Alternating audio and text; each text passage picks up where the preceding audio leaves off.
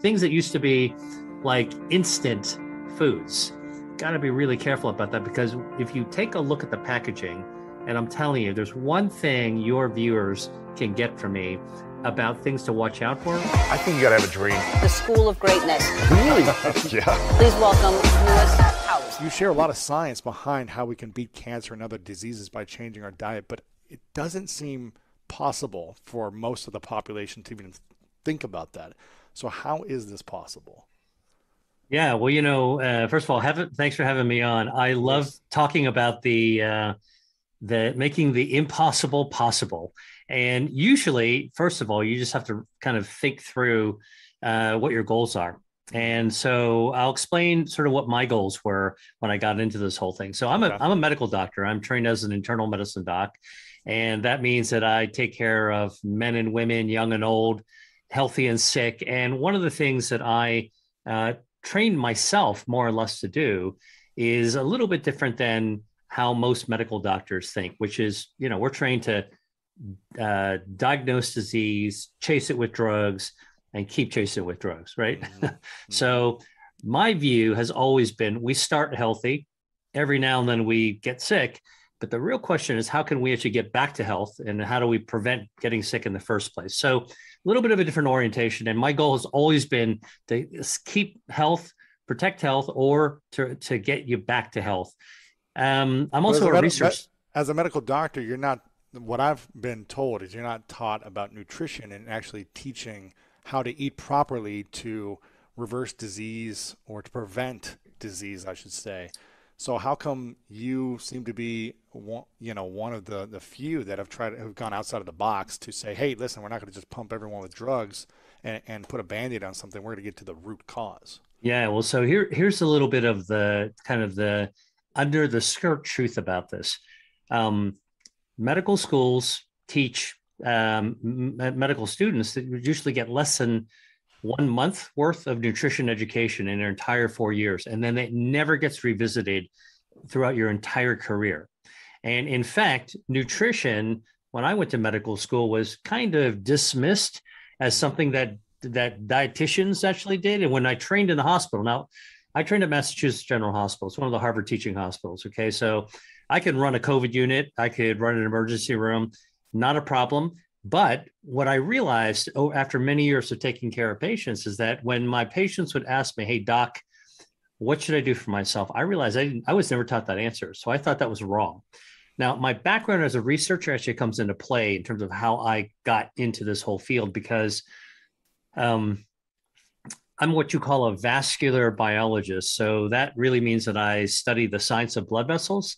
Okay. And blood vessels are important because we've got 60,000 miles worth of blood vessels packed inside our body. So you can imagine how important this network actually is. It delivers every bit of oxygen we breathe and all the nutrition we eat that goes through the bloodstream. You need the circulation to bring it to every cell and every organ. So that's what I studied, my science. So when I actually started, almost 30 years ago, in medicine, my goal was to figure out how could we actually first conquer diseases. So I went into the biotech area, and we tried to figure out common denominators of disease, and it comes back to food, because food is one of those common solutions. But common denominators of disease actually means when you take a look at how we do research on Alzheimer's and diabetes and obesity and aging and heart disease and cancer, these are vertical silos. They're about an inch wide and a mile deep. And you get specialists that actually come in and they're really knowledgeable about what makes one disease different from another. Okay. And I thought, look, we should actually look at what makes diseases the same. So if you drain the Pacific, you get to figure out how the islands are connected, right? And so that's what I was interested in, because I figured if you could figure out the common denominators of a disease, then you had a shot at pulling the bow back and sending a single arrow through multiple diseases. Now, I looked at angiogenesis, which is how the body grows blood vessels. That's my area, as one of those common denominators. And we were right. So I run the Angiogenesis Foundation. We figured out that when the body loses its control over its circulation, Either you don't have enough blood vessels and wounds don't heal, or you have too many blood vessels and you either go blind or cancers grow. And so through biotechnology, over a couple of decades, I actually been involved with developing 41 FDA approved new treatments for cancer, diabetes, and prevention of blindness. Wow. Okay. So that's my street cred. So when somebody basically says, oh, how'd you get into nutrition? Like, are you one of those doctors that don't believe in modern medicine? And I basically said, no, I actually develop modern medicines. Right. But what I realized when I was actually working with my patients is that although we can actually come up with better, more sophisticated, more higher tech treatments for diseases these days, the fact of the matter is we should be preventing disease in the first place. And when you're talking about prevention, you can't talk about drugs. You got to talk about something like food. And when I thought about it, and this is how I got into nutrition, I realized I wasn't taught about it, but I did have the skill set of actually having developed drugs and having invented many of the systems that drugs are tested in. You know what? Why don't we just throw some food into those systems and see what happens? And so for me, I'm one of those people that actually not just says food as medicine, but I actually study food as medicine. That's how I got here. Okay, very cool. So so it is possible through food to beat cancer and diseases. And is that what I'm hearing you say? Well, here's basically what I actually learned myself, is that when it comes to food and health, food is actually a medicine that we all take 3 times a day, right? We try not to take prescription meds when we can avoid. And even if you write prescription meds, you don't want to be taking them forever. But food is something that you take 3 times a day from the time we're born to our very last breath. And when it comes to food and health, it's not just about the food. It's actually about how our body responds to what we put inside it. So that's the real kind of underlying secret. If you feed your body something that's not good for it, it's going to react poorly, not going to be good for you. If you feed your body something that is good for it, it's going to activate its health defenses. And that's what I write about in my book, Eat to Beat Disease, is how does the body actually maintain its health? And then what can we eat to help the body do it better? Interesting. So, what are the key things we should be knowing about the body? Are all bodies the same when it comes to how foods, I guess, are consumed and assimilated through the body and the bloodstream and all these different things? Or is everybody different, where some nutritional foods might impact positively but negatively in other bodies? What should we be knowing about the body? Yeah, it's a great question. And first of all, I'm a scientist. So I will tell you how you can tell that I'm a scientist is that real scientists tell you we don't know everything. Okay. And it's a kind of humility that we have to start with, because so often you think about, scientists being very smart in things. Real scientists spend their time talking about what we don't know, not what we do know. Right. So, but you're asking me what we do know. All right. So I'll give you that. I'll give you that answer. Look, our bodies are hardwired to be healthy.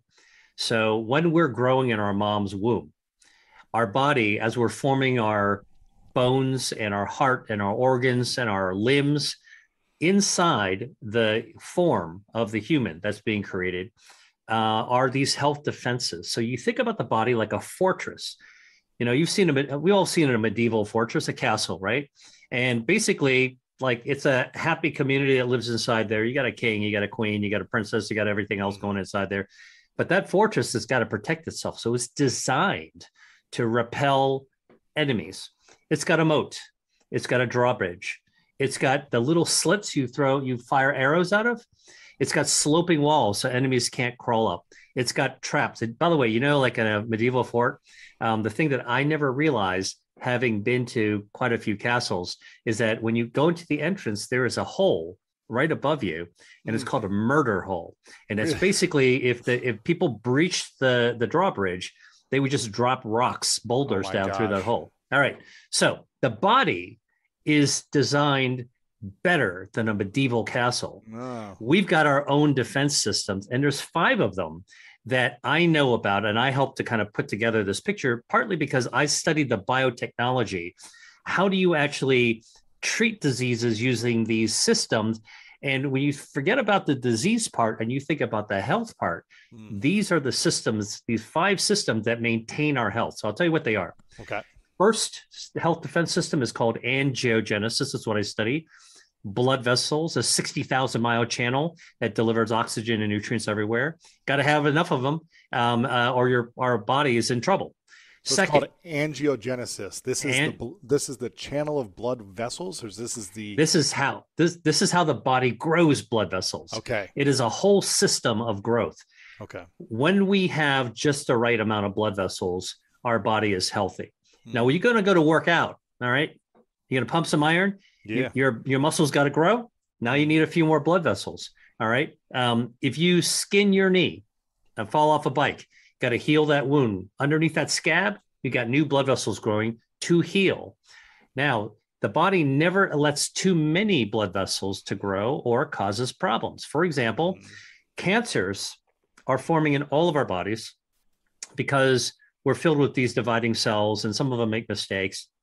But a microscopic cancer is completely harmless because it doesn't have a blood supply.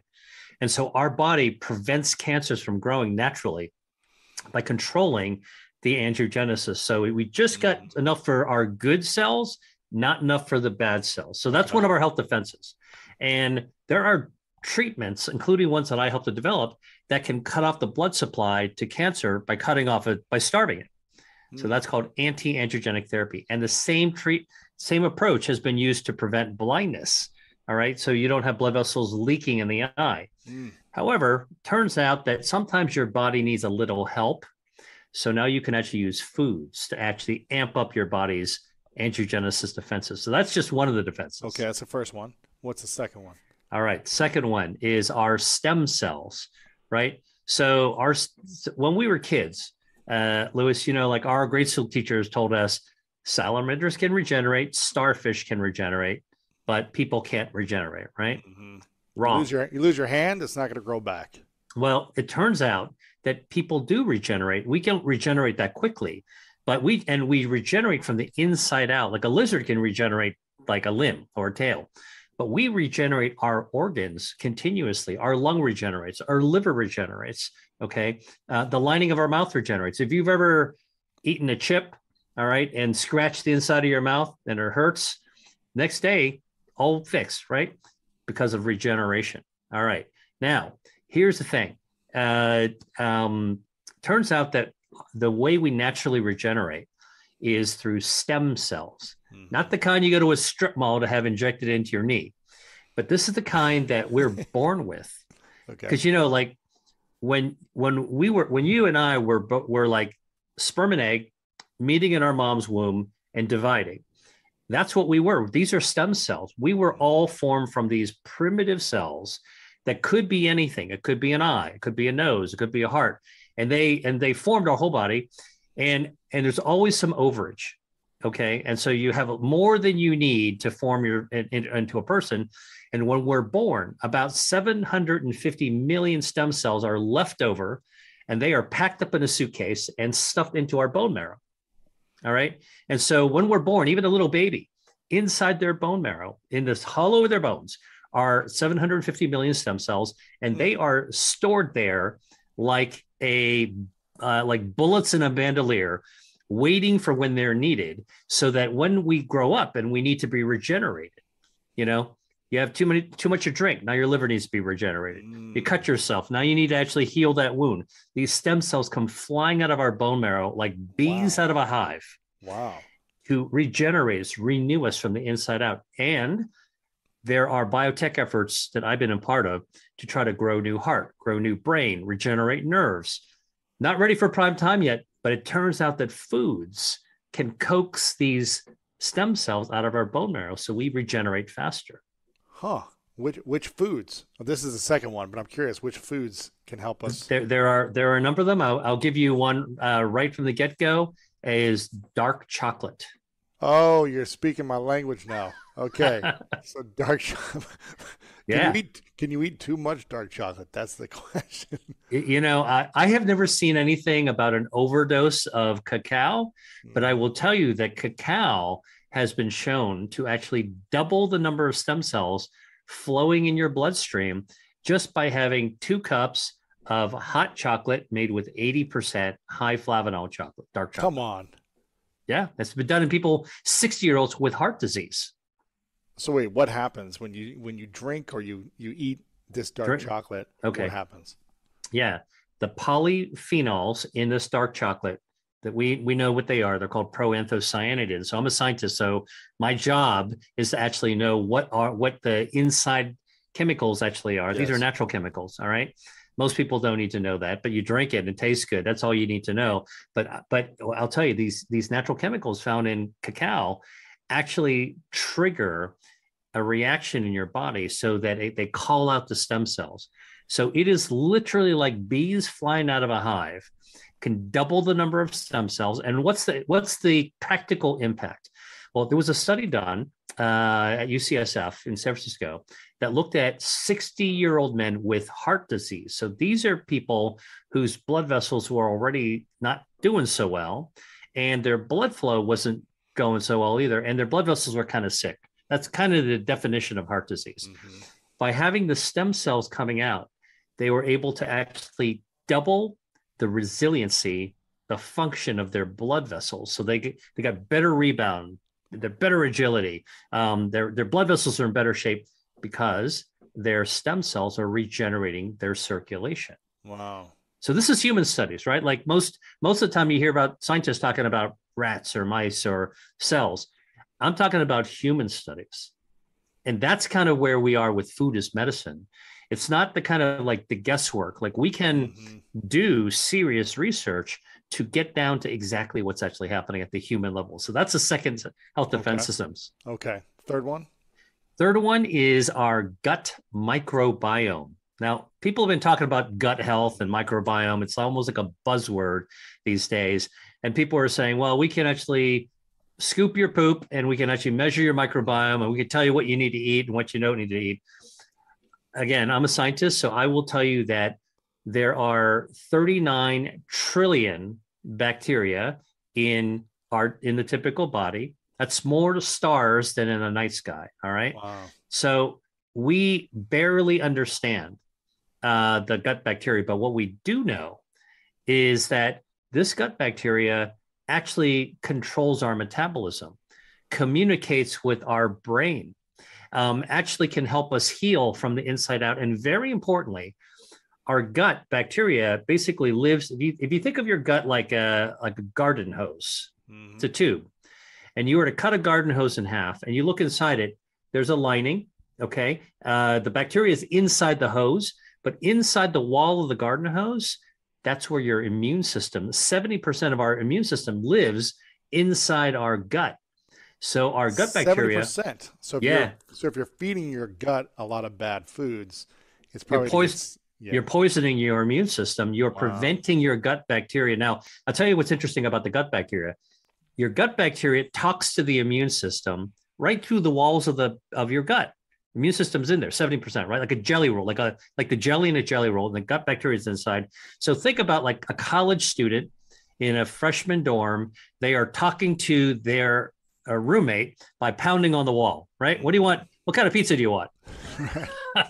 All right. And they can answer you. And that's basically what our gut bacteria says to our immune system. So we got to keep that gut healthy. By the way, interestingly, and I've done research on this, certain gut bacteria can actually signal to your brain. It's a gut brain axis and cause your brain to release social hormones. Wow. Okay. And can affect your mood. So, when you've got a crappy gut and you feel crummy in your gut, I guarantee you, like, it's not just because you're irritated, it's affecting your brain as well. That's crazy. So, yeah, we had Dr. Emran Mayer on, who has got the gut, I think it's the gut brain connection or the gut immune connection or something like that. So he's got a lot of great research on that. Yeah. So, well, the key thing though is that foods can actually help right size your gut health. Think about it like an ecosystem, the Great Barrier Reef. So certain foods can support the ecology, the ecosystem, the Great Barrier Reef, and certain ones actually kill the coral.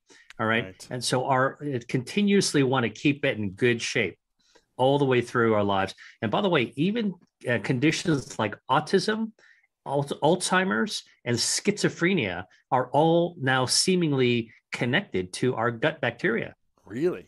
Yeah. Now, is there a way if someone has those, are they pretty easy to reverse though, or is that hard? Well, listen, we're just figuring this out because right now, medically, we prescribe medications to try to treat those things, and a lot of times those medications just blunt the symptoms. Okay, they cover up the symptoms. They don't get at the underlying cause. Now, we don't know exactly how the gut bacteria communicates with the brain completely yet, but there's one giant nerve called the vagus nerve. It's like a giant shoe. It's about the thickness of a shoelace, and it hangs from our brain all the way down into our gut. Okay, goes right near, wraps around our esophagus on the way down. And we think the gut bacteria basically sends text messages up to the brain through this big nerve. Okay, so the key, though, is that foods can actually influence our gut bacteria, either good bacteria or bad bacteria. So that's important. So that's a third health defense system. Okay. So with the first, angiogenesis, number one. Yes. Stem cells, number two. Stem cells. Gut microbiome, number three. Okay. The fourth one. Number four, our DNA. Now, if you watch CSI, DNA is just sort of like a genetic fingerprint, a code that you can find on a crime scene. Or if you're actually trying to do ancestry, look for your ancestors, you figure out how much of you is Neanderthal, right? Yeah. So, I think I was 1% Neanderthal when I did it. Yes. So the key, though, is DNA is a lot more than our genetic code. It actually protects us from the environment. Now, what do I mean by that? Well, you know how if we are exposed to, we get sunburn, ultraviolet light, you damage your DNA, and what happens? Cancer, skin cancer, right? If you inhale lots of fumes from a chemical plant, it's going to actually damage your DNA in your lungs. You get lung cancer, right? But think about it. If you are in Los Angeles and you're driving on the I-10, or if you're actually just walking on a beach, you are actually getting ultraviolet radiation. So how come we don't get skin cancer all the time? Because our DNA is hardwired to fix itself from damage. And so the DNA is a protective mechanism from the environment. I always tell people, when you're pumping gas, if you still drive a gas vehicle as opposed to an EV, I always ask people, do you stand upwind or downwind? What do you do? Are you upwind or downwind? Do you know? I mean, upwind, right? So you're not getting the fumes in. Is that what you mean? Right. Yeah. Well, if you're standing downwind, you can smell the fumes, right? And if you're smelling the fumes, you are poisoning the DNA in your lung. So how come we don't develop lung cancer after pumping gas? Because our DNA is hardwired to fix itself. And so our DNA is sort of like a self-defense mechanism against the environment, radon from your basement, okay? Off-gassing from the new car you just got, or the Uber that you're riding in, or the furniture that you got, right? So like this is this incredible defense mechanism against our environment. And then and foods can actually speed up the repair, help fix holes that are in our DNA. And then the other kind of pièce de résistance for our DNA's defense is that there's something called a telomere. I don't know if you've ever had anybody on your show talk about telomeres. Telomeres? Yeah. Yes. These are see if you're the longer the telomere, the longer you can live or something, or they can. Right. Well, I'll tell you basically what to remind your listeners and viewers, basically, if your DNA is like a shoelace, the telomere is like the little plastic cap at the end of the shoelace. And over time, that little cap kind of wears down, just like on a shoelace. And when that cap is gone, man, that your shoelace just falls apart. Yeah. And that's what happens to our DNA. So we need that cap. That's called the telomere, and it burns down like a life fuse. So like Mission Impossible, light the fuse, right? So this thing is burning down, and when it burns down, that's it. Your cell's done. So what you want to do is to slow down your cellular aging. And harsh things that you do to your body, smoking cigarettes, being a couch potato, being exposed to damaging oxidative stress, actually just being stressed out, like we are now with this friggin' pandemic.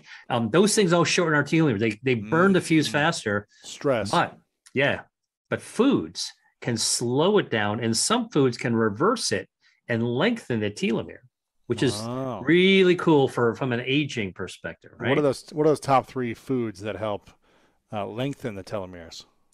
Green tea is one of them. Coffee. Really? Yeah, it's amazing. I got a little, I used to live in Italy and I just got into this habit of drinking espresso. So I got a little cup here. Amazingly, coffee actually lengthens your telomere. Come on. I kid you not. It's quite amazing. And leafy greens, some of the polyphenols in leafy greens can also slow down, and some of them actually look like they can lengthen the telomeres as well. So the key thing is that we are not just hapless pawns of aging. We can actually do something about it. And we can also fight against our environment because, look, the tax that we pay for being on planet Earth is we're exposed to stuff all the time. And we count on our body's health defenses to fix it. So that's a fourth defense. And our fifth defense is our immune system, which, after 2 years, over the last 2 years, we all know how important our immune system is. But what if I told you that your immune system is so powerful that when it's in its best shape, even when you're 80 years old, it is strong enough to fight cancer. In fact, it can even wipe out metastatic cancer that's spread all over your body. That's how strong your immune system is if you give it the chance. And so here's what the immune system does. It's like an army of super soldiers. So Rangers, SEALs, Marines, Special Forces, they've all got, these are all parts of the immune system, all cells of the immune system. And like the Special Forces, they've got their own weapons, their own training, their own tactics, but they all work together for, the collective good. And what happens is that when you've got good, strong defenses, you can fight off invaders from the outside, bacteria and viruses, for example. But it's not just outside invaders. You got inside invaders as well. And those little microscopic cancers are inside invaders. And so our immune system patrols our body, okay? Cops on a beat. And they're looking for things that don't look right. And you see that microscopic cancer that can't grow because it doesn't have a blood vessels feeding it, angiogenesis. Basically, the immune system goes there and takes them right out, okay? Wow. And takes a sniper shot and it's gone. And so that's why we got to protect our immune system. And there are lots of foods that can actually boost our immunity as well. What would be those top 3 that boost the immune system? Blueberries are a food that definitely boosts the immune system. It's in young people as well as older people. They boost the natural killer cells, which is really cool. Broccoli sprouts can boost our immune system. Now, these are the 3-day-old. These are like the 3-day-old sprouts, right? Okay. Okay. I mean, okay. Here's something most people don't know. The big broccoli that when we eat broccoli, we really, our moms told us to eat the treetops, right? They're all the same. You go to the freezer section of a grocery store and you buy some frozen broccoli, and they all look the same. They're all the same size. That's not really what broccoli looks like. If you go to the farmer's market and you see a real broccoli, is this gigantic stem with a little bit of treetop. Okay. So what's in a broccoli? It's called sulforaphanes. And that's what gives broccoli that unique taste of broccoli. It's a little sulfurous. Okay. So you got to put a little olive oil, a little bit of garlic, you can saute it up. Okay. Yeah. So the sulforaphanes, we've done research now looking at what's in the treetops. And it turns out that these sulforaphanes can starve cancer, anti-angiogenic, help your body cut off the blood supply to cancer. Broccoli treetops have it. But guess what? The stalk of the broccoli has twice as much of the good stuff than the treetops. Eat the stalks. Eat the stalks. So, man, like if you don't want to saute the stalks, like a lot of cultures will just cut the stalks and saute them. Stick it in a blender. You can make it into a smoothie or make a soup out of it. And so there's a lot of good things you can do. Put a little broccoli stem, little oregano powder. You can do light it right up, a little turmeric. It'll be really good smoothie or a soup. However, here's the thing. So imagine this adult broccoli having these sulforaphanes. Well, it turns out that these big broccoli plants used to be sprouts. And the sprouts pretty much were sprouted from the seed with all the sulforaphanes it's ever going to have. All right. So when it gets bigger, it just gets distributed with the stalk closer to the ground, having more of it, of course. But the broccoli sprouts have 100 times more Wow. of the sulforaphanes, the good stuff, as a grown-up broccoli. So sprouts, broccoli sprouts. Now, studies have been done to show that if you give people a flu shot, people in the winter should get a flu shot so you don't get the flu. All right. Just go to your drugstore to get one. Turns out that if you they did a study looking at people getting the flu shot, and they gave half the people a little shake made with broccoli sprouts, and the other group just got a placebo. And the people who got the broccoli sprout shake and the flu shot, their beneficial response of their immune system is 22 times higher. Huh. Like it totally rocked if they actually had a broccoli sprout shake. So that's not food versus medicine. That is food and medicine, which is really cool, right? Interesting. So we never want to throw out, we don't want to throw out the baby with the bathwater. We want to figure out how to make everything go work even better. Absolutely. Wow, this is fascinating. Okay, so I'm curious because you talked about this process where all these diseases or cancers seem to have this thing in common, right? These heightened blood cells. Is that what it is, or too many blood cells? Too many blood vessels. Too many blood vessels that are feeding the cancer. They're feeding the cancer. So I'm curious. Do you know, is there a specific cancer or disease that's easier to reverse? Okay. So let's take a look at what we know from the cancer treatment perspective. So I work in this area, and I've been involved with helping treat cancer patients. So we do know that there is a new type of medicine that's not chemo, that if you they're called anti-angiogenesis. So they cut off the blood supply feeding the big cancers. By the time, so here's a research experiment that was done a couple of decades ago in the lab that I worked in. If you grew tiny little cancer cells and up to the size of the tip of a ballpoint pen, that's about 3 millimeters in diameter, and you kind of floated them in a broth and didn't allow them to touch blood vessels, they would just stay there at that size almost indefinitely. Okay. And in our body, that's the size that the immune system would wing by and take out. The moment you allow blood vessels to grow into that microscopic mass, that tumor will grow 16,000 times in 2 weeks. It'll explode. This is like a trigger that's get pulled in order to have cancers grow up. And for that reason, biotech companies started to develop anti-angiogenic drugs to treat cancer by cutting off the blood supply. So there are about a dozen anti-angiogenic drugs that have changed the game for treating kidney cancer and liver cancer and lung cancer and even brain cancer. All right.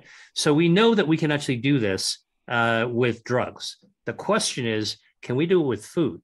Not so much when cancer is out of the barn, horses out of the barn, but what about prevention? What are foods that can prevent cancer? Well, it turns out that 2 apples a day actually can lower the rate of lung cancer and colon cancer. Why? Because there are natural substances in apples like quercetin. That's one of the natural chemicals that actually are naturally anti-angiogenic. Green tea actually has been lowered risk of colorectal cancer.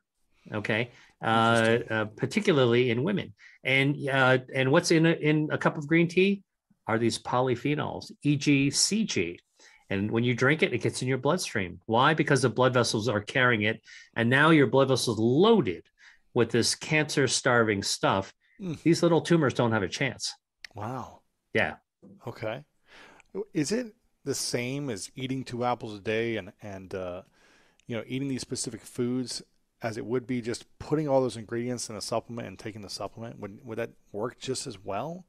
To have like the super supplement that is just the killer of all cancer and diseases, of all these different nutrients?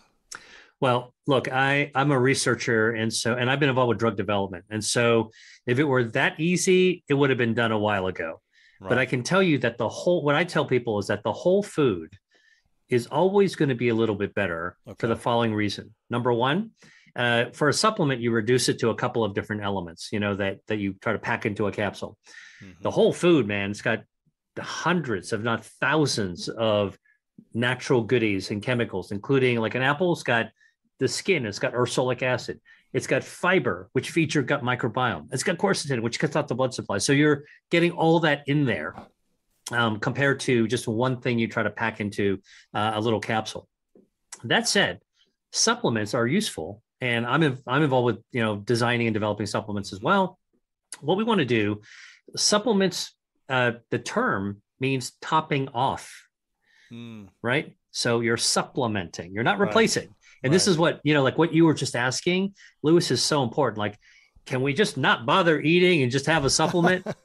No, man, like you should be eating because you enjoy food. It's good for us. It brings people together. It tells us something about our traditions, our culture, our family, our community.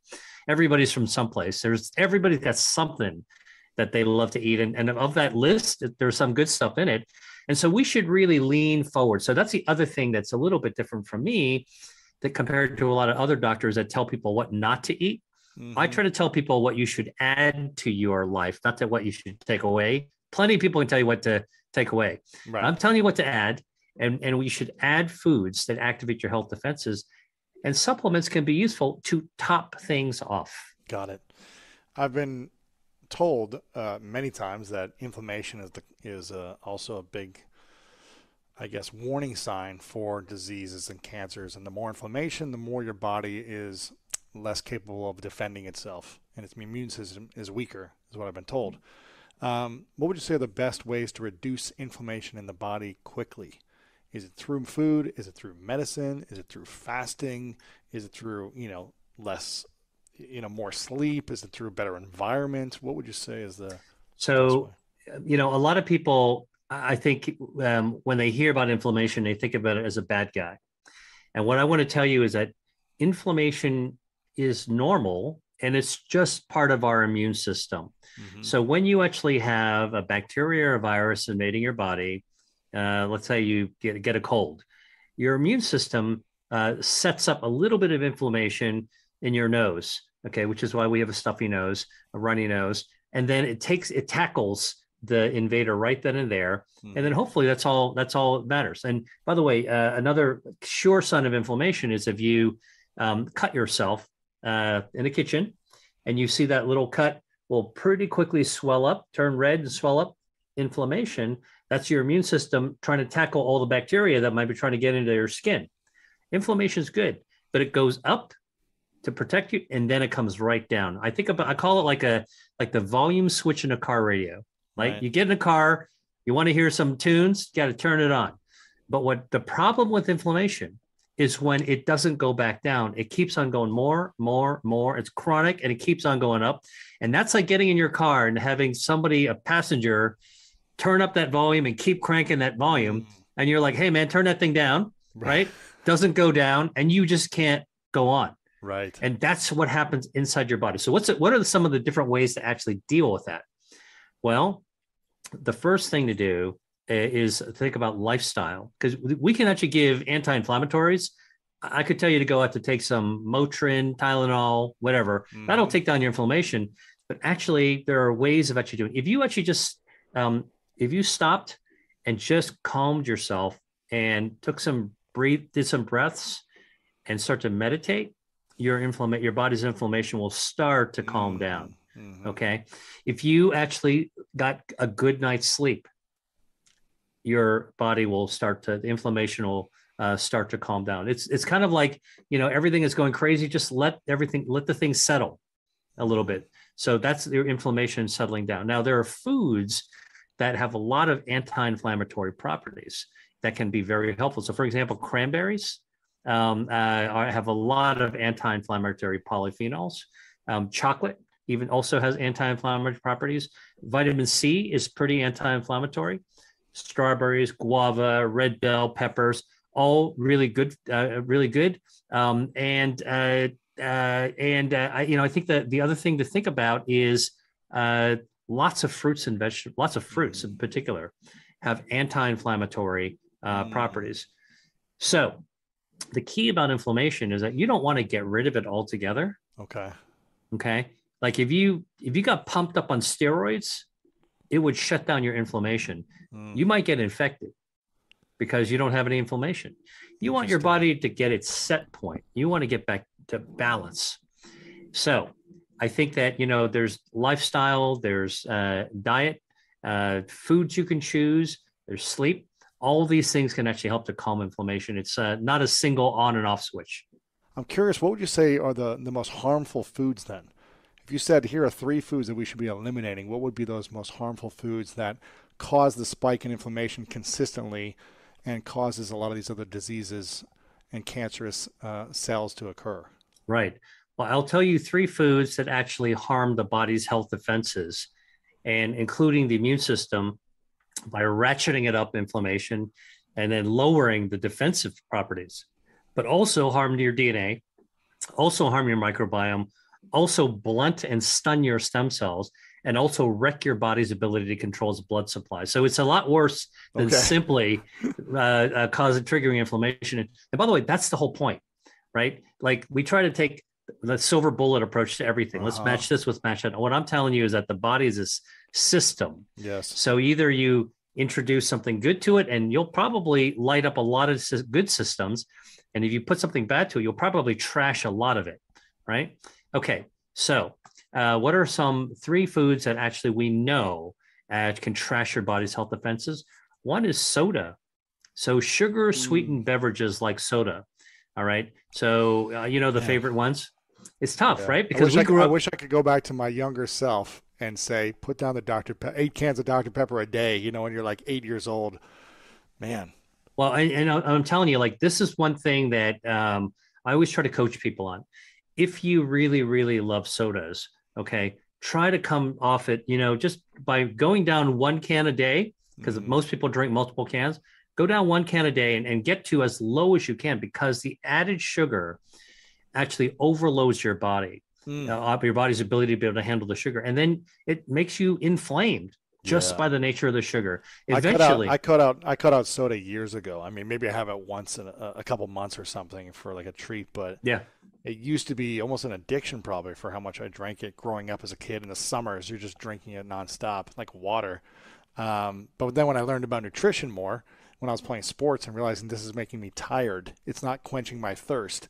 That's when I said, "Oh, okay, I need more of a competitive edge," and kind of cut it out of my life. So, well, not only does soda actually, the sugar in soda cause inflammation, it really wrecks your microbiome, your gut bacteria as well. Your gut bacteria just can't tolerate that much sugar.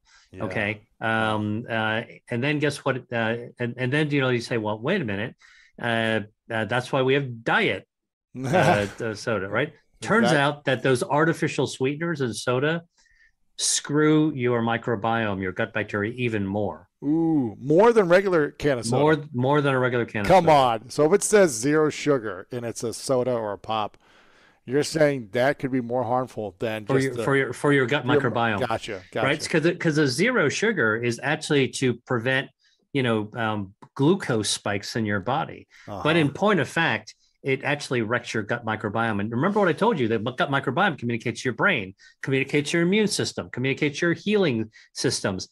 That is not a system you want to screw with. And so that's why, I try to tell people, you really got to watch out for those artificial sweeteners. They do some bad things. So that's one thing. So what are the best, before you go to the next thing, what are the best sweeteners we should be looking for when we're adding something into food, or we see it on the packaging? Sure.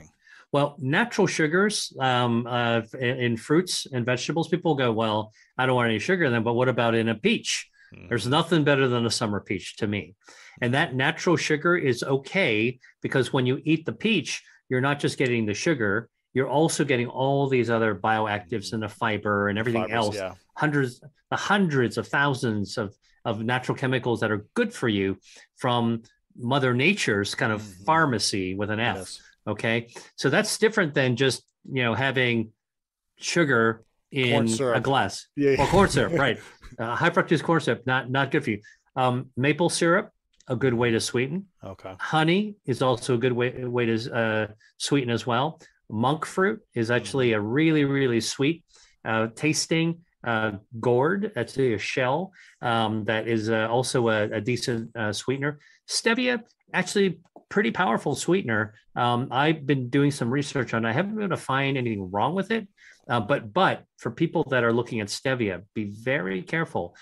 Pick up that package and look at the side of the box and read what's on there, because a lot of things that are called stevia actually have a lot of other things added to it. Okay. So you want to get the pure stuff. I always tell, if it's in a box, look at what's inside it before you buy it. There you go. Okay, so soda and pop is the number one thing that is one of the worst things you could be eating, or the things that could cause more disease and cancers in your body. Okay, that's number one. Number two, processed meats. Now, all of us that were kids grew up, at the eating deli meats, turkey and the ham, right? I mean, like that's basically you. What did your mom pack in your lunch bag, right? Yeah, exactly. Okay. Well, that's a relic of the 1950s, of this sort of ultra processed foods that are everywhere, laden with chemicals. That's not what we want to be doing. Now, I have to say, it doesn't mean categorically that hams or sausages are bad for you, because if you go to Italy, or if you go to places in Asia or Latin America where they create dried meats kind of the old way, they're not putting chemicals in there and they're not manipulating it. But here, where you go to the deli counter and, take a look at that deli meat. Like that's not, meat doesn't come like that. Okay. Yeah, exactly. So here's the thing. Processed meats are actually classified by the World Health Organization as a carcinogen, and linked to the causation of cancer. You got to eat a lot of it, but a lot of people actually eat. I mean, how many hoagies or subs?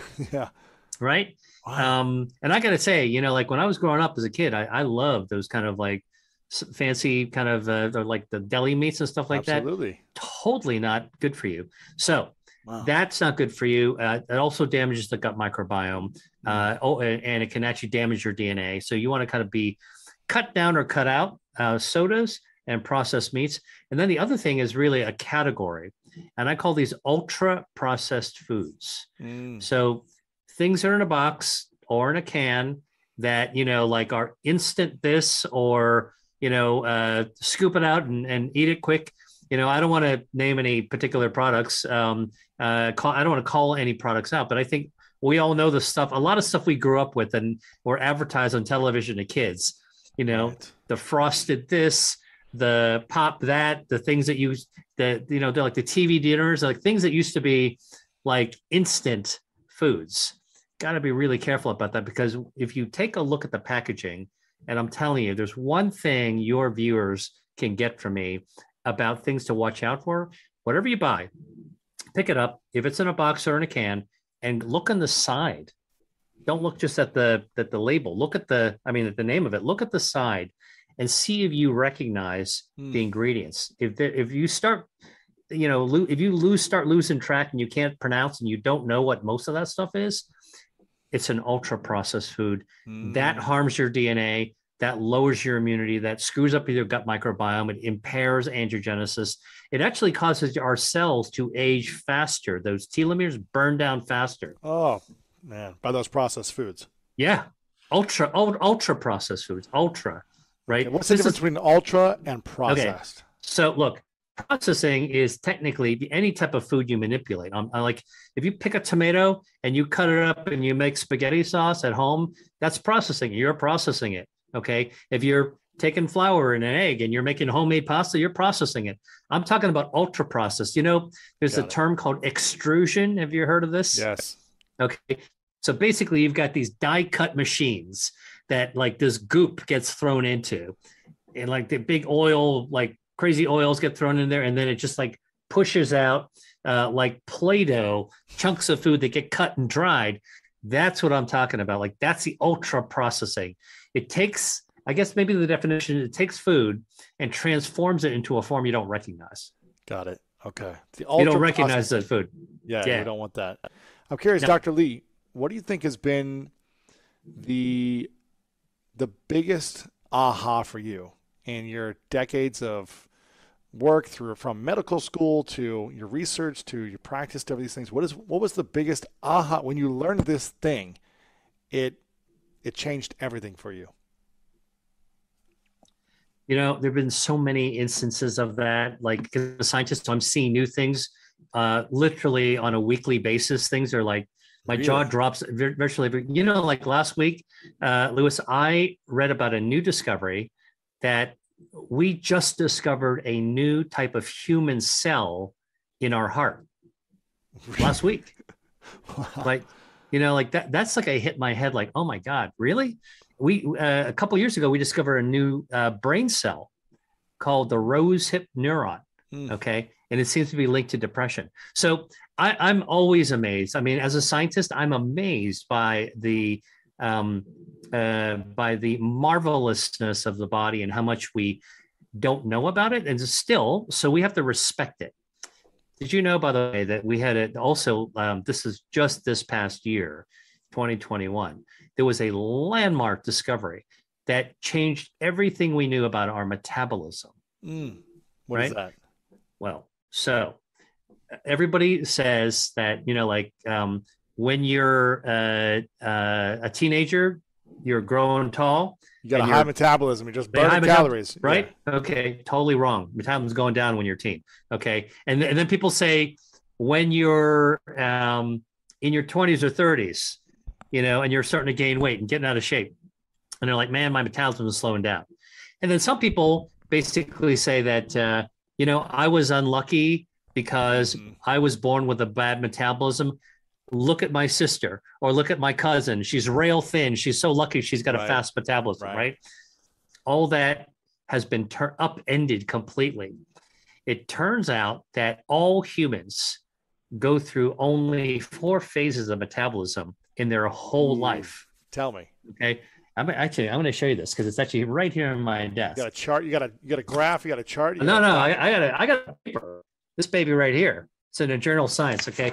This is how researchers do it. Like I all around my office, man. Like I am reading this stuff. And this paper, I tell you, I got to look at this. It studied like 8,000 people from like 30 countries. Mm. And it studied people from 8 days old to 90 years old across 20 different countries. All right. This is the largest study of human metabolism ever undertaken. And here's Okay. what they found, that if you subtracted out body fat, and which is different for everybody, okay, and you were to just go right down to the core of real metabolism, energy usage, energy generation, here are the 4 phases. When we're born, we got the same metabolism as our mother. Makes sense, synchronized. Yeah. Okay, from zero or from the day you're born to 1 year old, your metabolism skyrockets. In fact, it's twice high when you're 1 year old as when you're 20 years old. Wow. Okay, so from 1 year old down to throughout your teenage years and puberty, at the time you think that you're eating a lot and your metabolism is going sky high, it's actually coming down from its peak. Interesting. Why does it Okay. seem like you're burning so many calories? Well,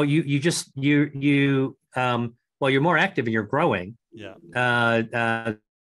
So you may be burning more calories, but your metabolism isn't changing. This is the key thing. We are hardwired to go through these phases. Now it's going down to 20 years old, from 20 years old to 60 years old. Okay. From college to retirement, it doesn't change. It is rock stable. Huh. All right. So and then after 60, it starts to diminish, but not as fast as you think. It's a slow grade down. Okay. 4 phases of human metabolism. We never knew this before this year. All right. This is how new it is. So here's the key thing. What makes all the difference between people? Like why is your metabolism different than mine? And why is a sumo wrestler's metabolism different than, somebody who's on a runway in Milan? Okay. And it has to do with the fact that our metabolisms are all the same, but the lifestyle choices that we make can actually push our metabolism one way or the other. So our metabolism doesn't cause us to be fat. Our fat slows down our metabolism. It's the other way around. Interesting. Completely the other way around. So how do we burn more fat then All to right, so speed up our metabolism? that's what I'm working on right now, and that is the topic of my next book, by the way, which I'm writing Okay. right now. Yeah, Okay. so stay tuned for that answer because I'm onto something really hot on that. Ah, And I will give you a little bit of give me a sneak peek. What's that a early sneak finding? peek. Yes. Well, you can eat certain foods to burn your fat down. Ooh. So What? while caloric restriction and fasting can actually also do it, it turns out there are certain foods that you can actually eat that will trigger it.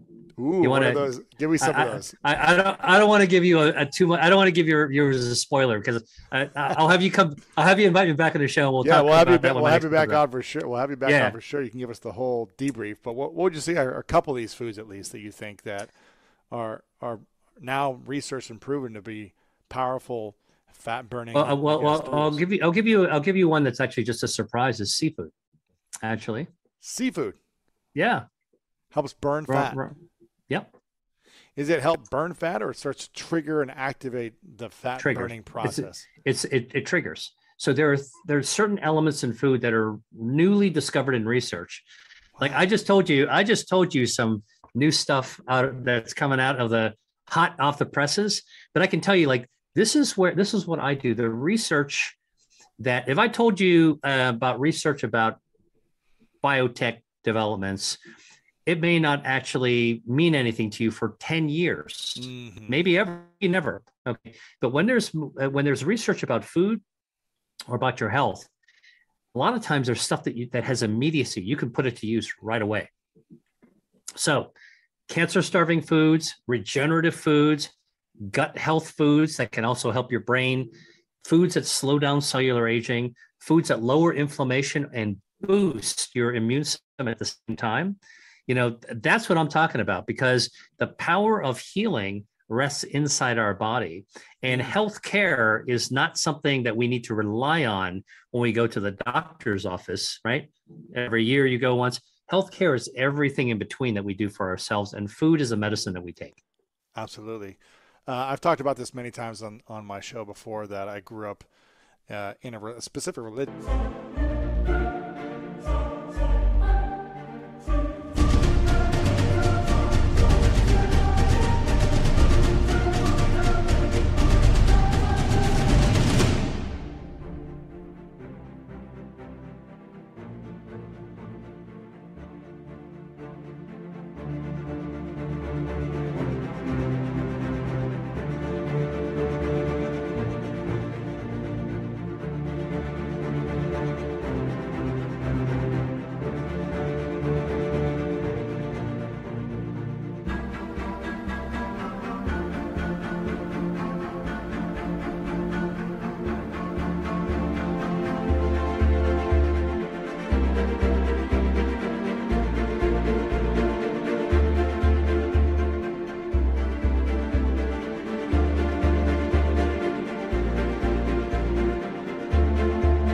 Called Christian Science, where it was more the practice of spiritual awareness and that were spiritual ideas and less on using medicine to heal, but more using the mind and awareness to heal, thought, which would then heal the physical body. So medicine was never really a thing I studied or really took growing up. It was just kind of like when we got sick or when something happened, we used thought, prayer, spiritual prayer to kind of remind ourselves of who we are. But I'm curious, do you think that people could live without modern medicine if they eat properly? Like all the things that you talk about in your book, Eat to Beat Disease, do you think we could live longer lives, healthier lives without the need of certain medicines? Or are you saying we should be using medicine and eating food when we need them? Well, we should be eating to enrich our lives from the time we're young all the way until our last breath. And that should actually be able to tackle about 2/3 of all the chronic diseases. And by the way, about 1/3 of all cancers are thought to be due to diet and lifestyle. 1/3 of cancers. All right. We ought to be able to dodge, but you got to start early, right? I mean, this is not one of these things where I've been smoking my whole life and now I'm going to actually turn over a new leaf. It's never too late to quit, by the way. However, the fact of the matter is that, so you grew up, as in the Christian Science framework, which you're in the Boston area. So that's where the hub is. The Mother Church is in Boston. Yes, it's amazing. It's an amazing place, a really spectacular place to visit, and a very special place actually. But I will tell you that the idea of having formative years groomed in a healthy mindset. Yes. Which is, I think, what you're talking about. Yes. Is so important, so that if you've got kids and if you're involved with teaching and if you're involved with a business where you can actually impact on kids, think about the impact that you have now could actually influence their health 30, 40, 50, 60 years from now. And that to me is a big responsibility. It's a giant opportunity to make a better society. That's beautiful. I'm curious. We've got a few more minutes left. What do you think? You're telling me that every week you're essentially finding these aha moments based on the research papers you're finding and things that you're discovering yourself. And what do you think in your mind, if you could predict the future 10 years out, 5-10 years out, what are going to be the groundbreaking things that we as humans discover in the next 5 to 10 years that is going to transform our health? Wow. Based on what you've seen in the last 5 to 10 years, and where you're like, these are unbelievable. Every month there's new findings. What do you think is on the horizon for us? Well, one thing that I think is one of the big aha jaw droppers for me in the kind of the journey that I've actually had in my career is the fact that we can regenerate ourselves. Okay. And I never thought that was even possible.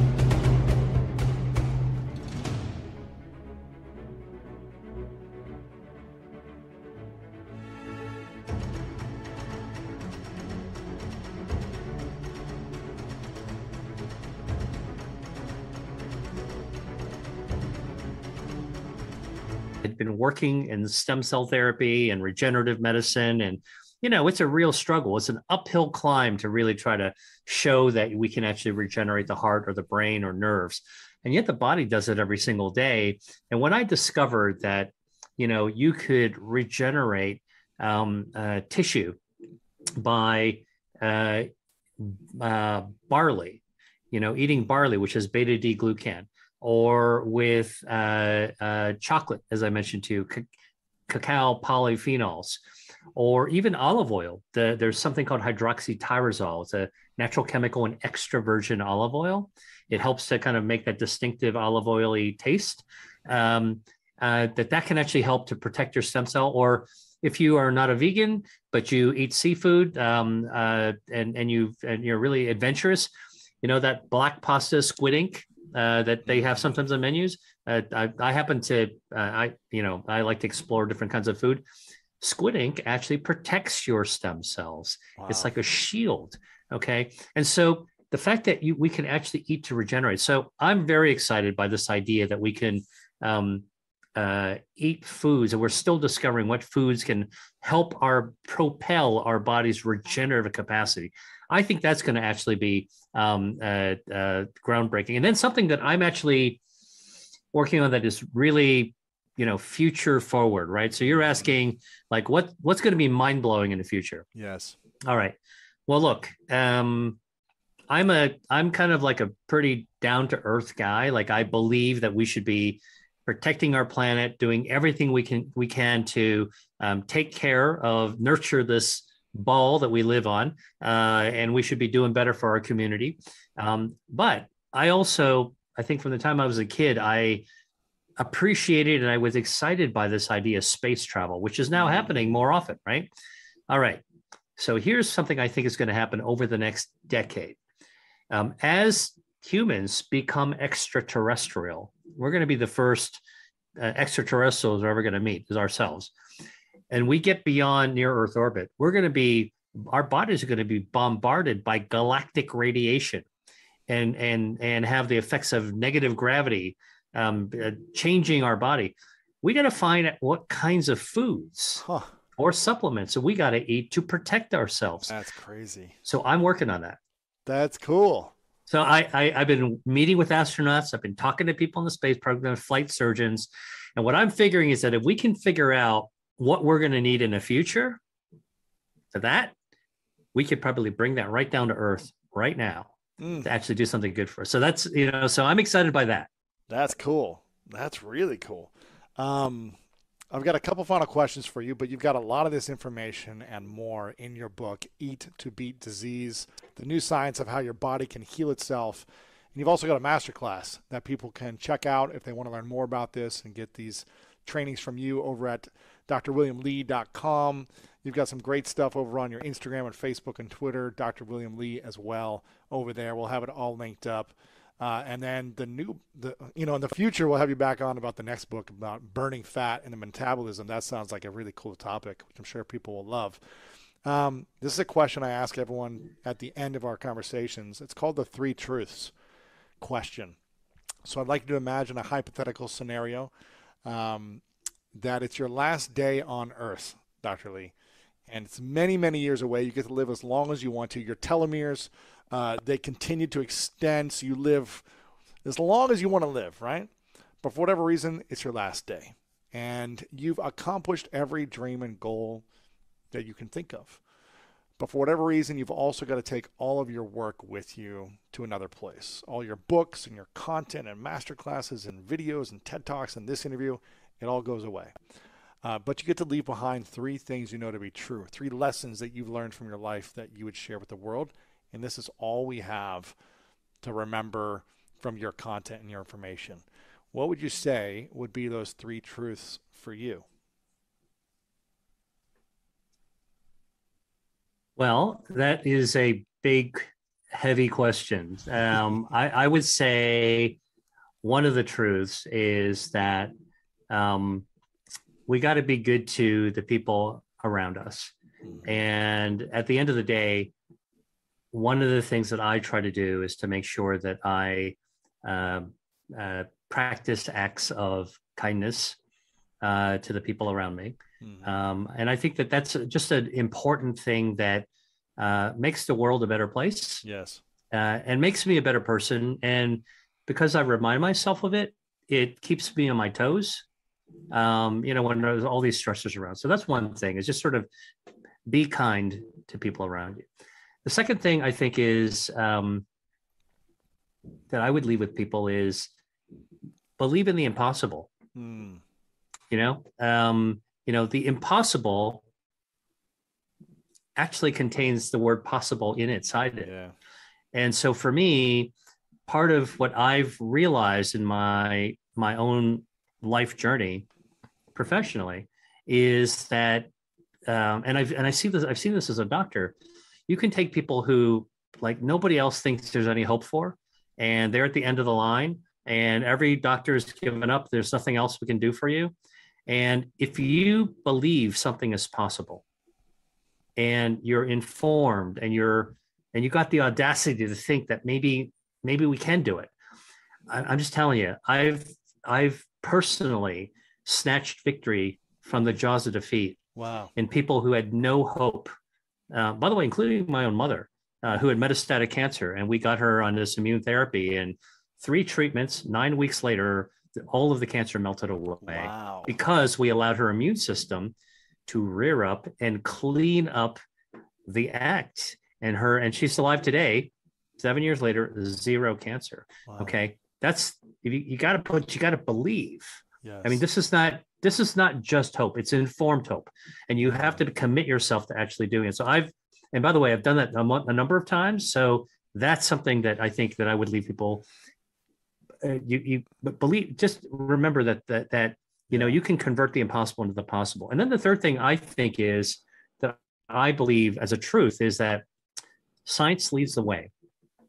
And it's going to take us to the future.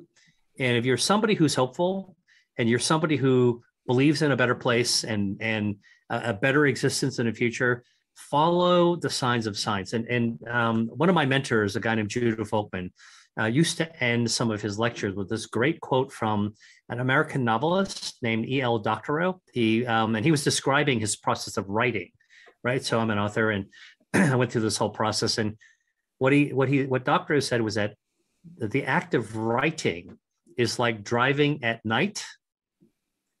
You can't see beyond your headlights, but you can make the whole journey that way.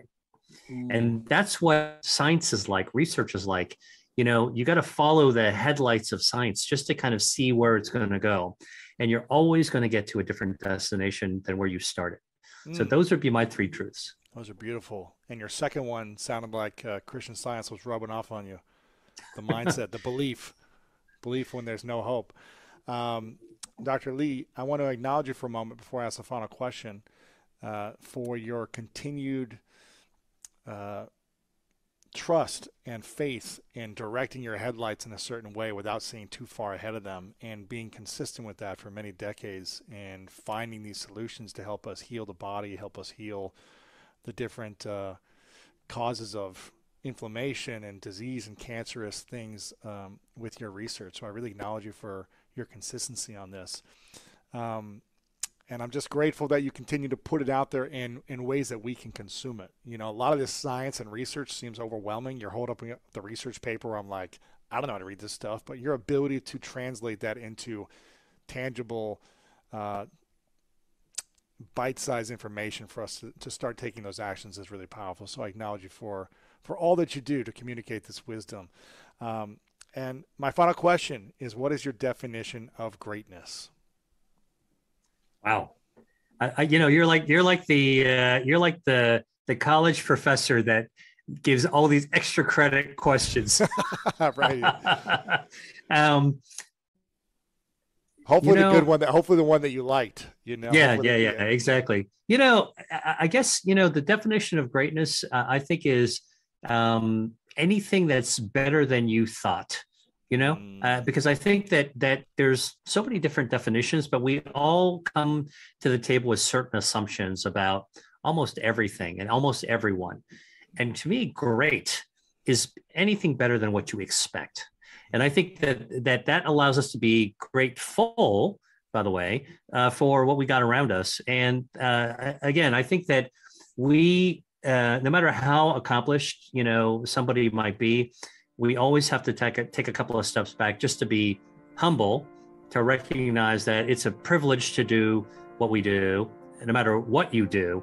And we have to just remember that it's part of our duty to keep doing good for the world. When you actually look at the science of what happens during fasting, it's actually one of the best things you can do for yourself from both a mental standpoint and a physiologic standpoint. Assuming, of course, you're not malnourished, right? I mean, I'm assuming if you're the average American who's, 10, 20, 30 pounds overweight, then this is something that actually has a lot of benefit.